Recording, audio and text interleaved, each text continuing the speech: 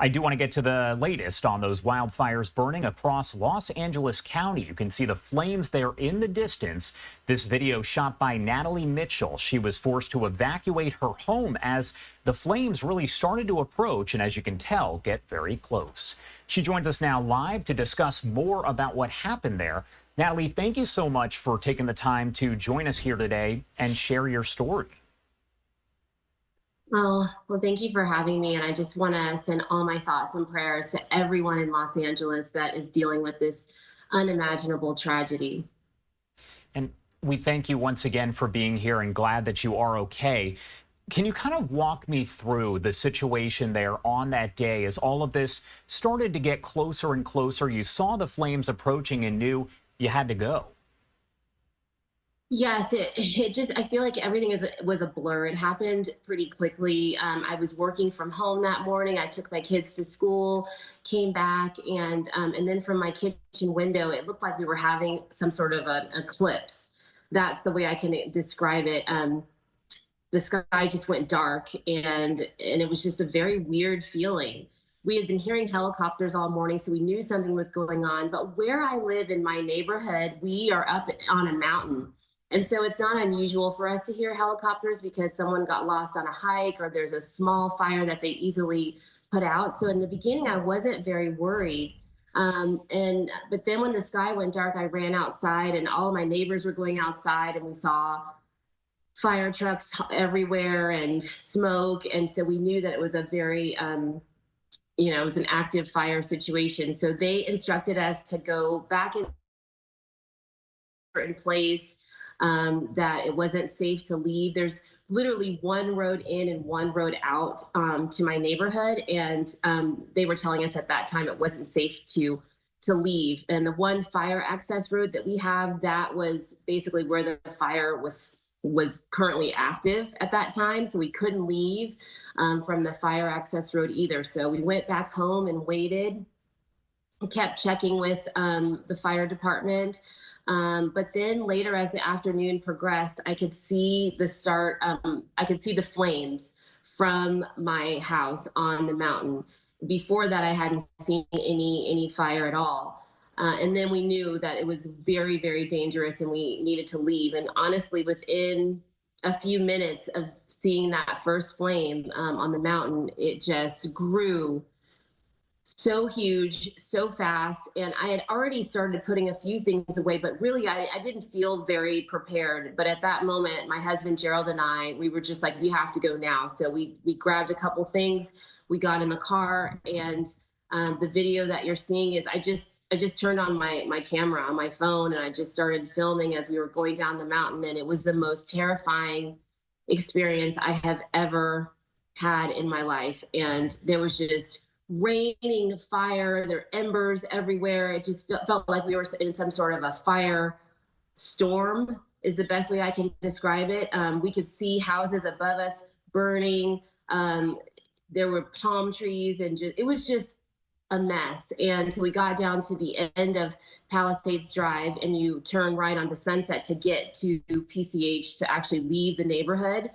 And it just got worse. I couldn't imagine it being worse, but there were trees falling in front of us. There were a few police cars. And then we just saw, buildings, shops and things burning on the side of the road as we were passing. And it was just horrific. It really was. At that moment, I didn't know what was going to happen to us. And I knew that we had waited too late. We were the only ones on the road.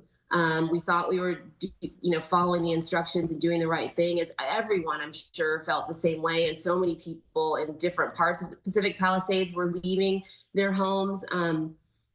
So we made it to PCH. The beach was literally like, you felt like the beach was on fire. The structures on Will Rogers State Beach was on fire. There's a mobile home park right across from Will Rogers State Beach. That was, all those mobile homes were on fire. So it was just an unbelievable, horrific experience. And I'm just so glad that we were able to get out of there. We did not have our children with us.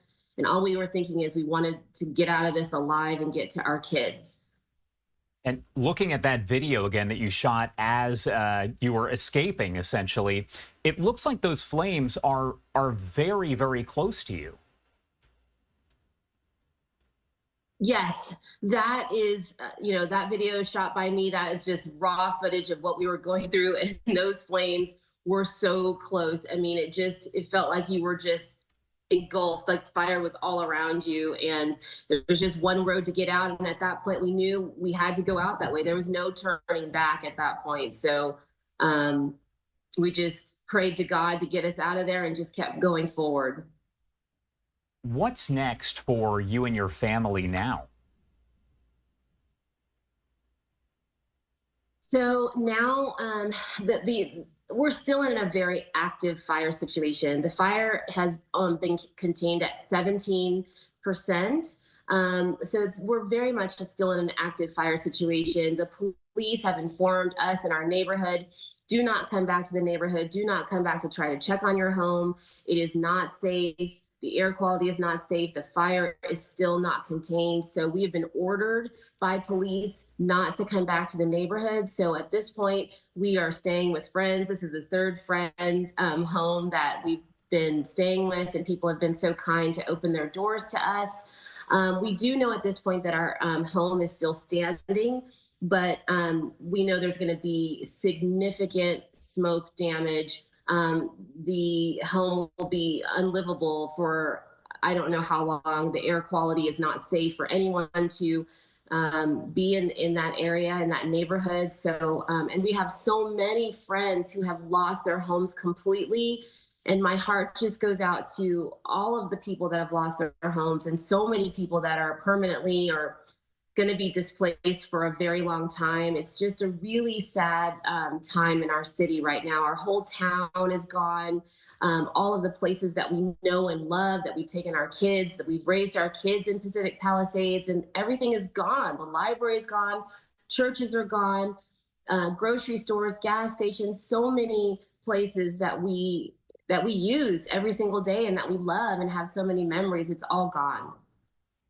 One thing that we've heard a lot from the sheriff there over in LA County and also from the DA in LA County is that we're having instances of looting. They say that they've made almost 100 arrests, and many of those are connected to looting in these fire zones. So what goes through your mind to know right now, as so many families are suffering, they have lost so much there in your community, there are people who are going in and taking from them?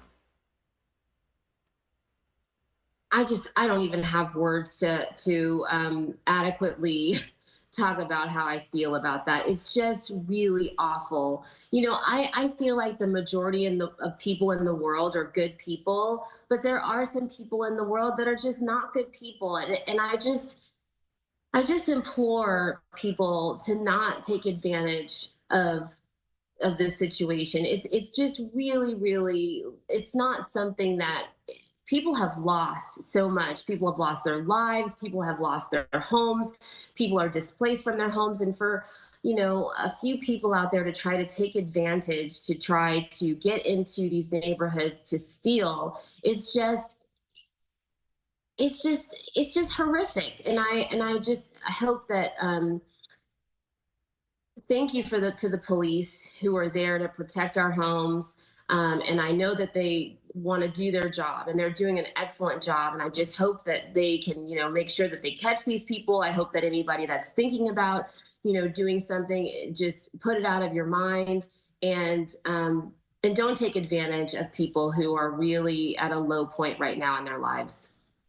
And what you're looking at is some of the video here coming in from our Fox 11 LA team that shows fires still burning there and the aftermath overall. It's important to remember that the fires in many cases are still very active. What message do you want to get across to people who are watching right now here about the situation that is unfolding?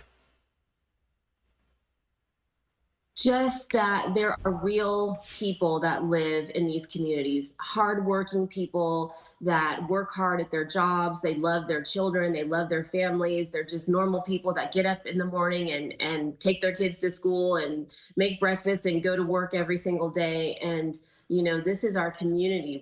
We love it.